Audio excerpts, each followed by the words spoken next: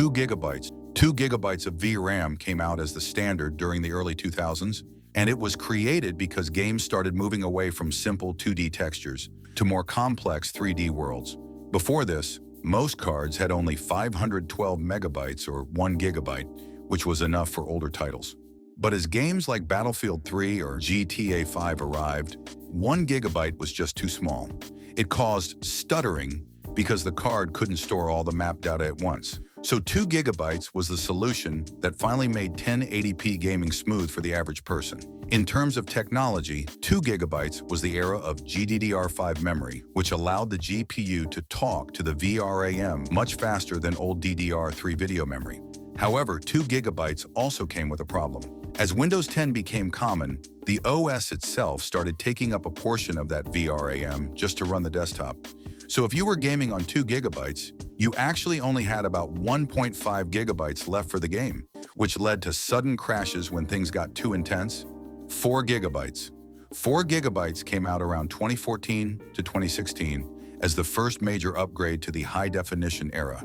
It was a time when game developers started using high-res texture packs. With 4 gigabytes, computers could finally load sharper details on walls and character faces. But it wasn't just more memory. GPUs also got faster at moving that data, making games feel smoother.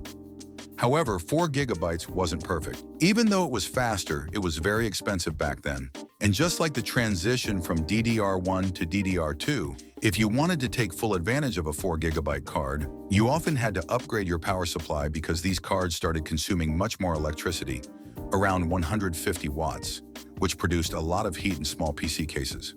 6 gigabytes. 6 gigabytes came out in 2017, and this size is what made mid-range gaming popular for normal people. This happened because of the 10 series cards like the GTX 1060. The most important thing about 6 gigabytes was that it introduced enough space for shadow mapping. Before this, shadows in games often looked blocky or jagged, but 6 gigabytes allowed the GPU to store complex light data, so shadows looked soft and realistic. But 6 gigabytes also had a weird side note in its era. Because some cards were sold in both 3 gigabyte and 6 gigabyte versions, people got confused. If you bought the 3 gigabyte version by mistake, your games would run at half the speed in open-world titles like The Witcher 3 because the textures were simply too large to fit into the smaller 3 gigabyte buffer. 8 gigabytes.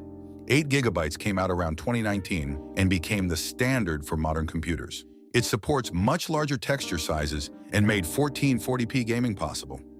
This size stayed around the longest because it perfectly matched the memory inside the PS5 and Xbox Series X. Technically, 8 gigabytes is the era where asset streaming became a standard feature. This means the GPU doesn't just wait for you to move, it constantly cycles data in and out of the VRAM, so you never see a loading screen. But even with 8 gigabytes, there was a problem. In 2023, games like The Last of Us Part 1 on PC were so badly optimized that even 8 gigabytes wasn't enough on ultra settings. This made people realize that 8 gigabytes, which was once high-end, was slowly becoming the new minimum. 10 gigabytes to 12 gigabytes. 10 gigabytes and 12 gigabytes came out as the top-tier choice for people who wanted to play in 4K. The reason these are special is because they often use GDDR6X memory instead of standard GDDR6. This new memory uses something called PAM4 signaling, which is like sending 2 messages at the same time instead of 1. This doubled the speed, making 4K video editing and heavy rendering much faster. However, 12 gigabyte cards were caught in the middle of the GPU shortage era. Because AI companies started buying up all the memory chips, the prices for 12 gigabyte cards skyrocketed, making them very hard for normal gamers to buy for a long time. 16 gigabytes. 16 gigabytes came out as the ultimate future-proof size. It is mostly used by professionals and hardcore gamers. It's great if you like playing AAA games, while also having Chrome, Discord, and a recording software open at the same time. A major technical feature of 16 gigabytes is that it allows for AI frame generation to work perfectly. This tech needs extra VRAM to draw an entire fake frame between 2 real frames to make the game look twice as smooth.